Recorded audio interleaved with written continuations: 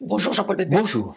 Où est passée l'analyse économique pour les législatives? C'est effectivement la question que l'on peut se poser. Normalement, un homme politique ou une femme politique, dès qu'une élection a eu lieu, s'occupe de la suite. La présidentielle. La prochaine présidentielle en général. Mais simplement, cette fois-ci, on a une situation très particulière, très nouvelle. À savoir que le président Macron ne peut plus se représenter. Madame Le Pen a dit qu'elle ne se représenterait pas. Et M. Mélenchon a dit aussi, ou laissé entendre, qu'il ne se représenterait pas lui non plus. Autrement dit, on a 3 postes libres, 3 responsables de partis libres, 3 postes à prendre, et c'est donc très politique. Mais le pouvoir d'achat qui se restreint avec l'inflation est bien réel et actuel, lui. Oui, ça c'est très réel et très actuel, et ça c'est très économique. Effectivement, on a aujourd'hui une inflation autour de 5% en France, qui rabote, diminue même le revenu et porte atteinte à la consommation, mais fait que le premier trimestre de la croissance française est négatif. On nous promet que ça va s'améliorer, mais c'est pas sûr. Donc on est vraiment dans une situation compliquée d'un point de vue économique et on parle plutôt d'autre chose.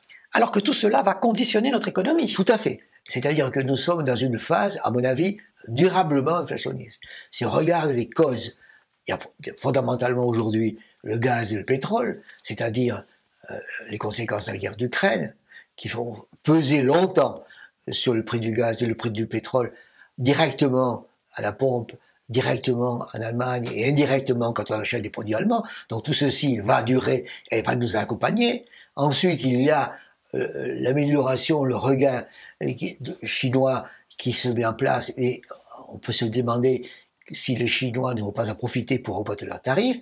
Ensuite, il y a les autres soucis, les autres interrogations que l'on a un peu partout, avec une économie qui était très en difficulté et qui peu à peu se réveille avec l'idée, est-ce que l'inflation va se réveiller avec? Et l'Europe et les USA? Et l'Europe et les États-Unis, effectivement, sont en difficulté et sont politiquement sous pression. Les deux. C'est-à-dire que l'on a une économie européenne, une économie européenne qui non seulement se ralentit, mais en même temps se fragmente et se pose des questions sur son devenir. Normalement, il faudrait augmenter les taux d'intérêt, mais si on le fait, ça va lui poser problème. Donc il y a des tensions qui se mettent en place, des tensions croissantes.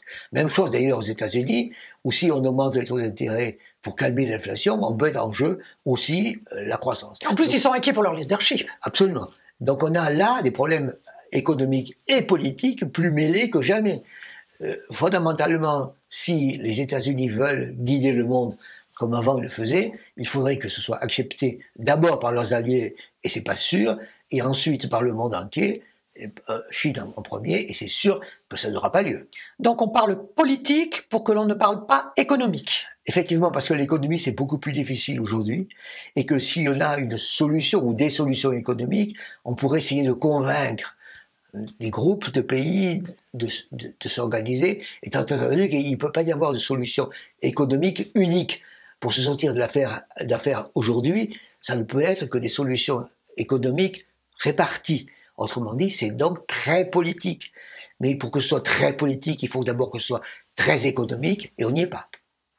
Et que font les marchés financiers dans tout ça? Et les marchés financiers, ils disent, c'est compliqué, et je me simplifie la vie en regardant simplement l'inflation.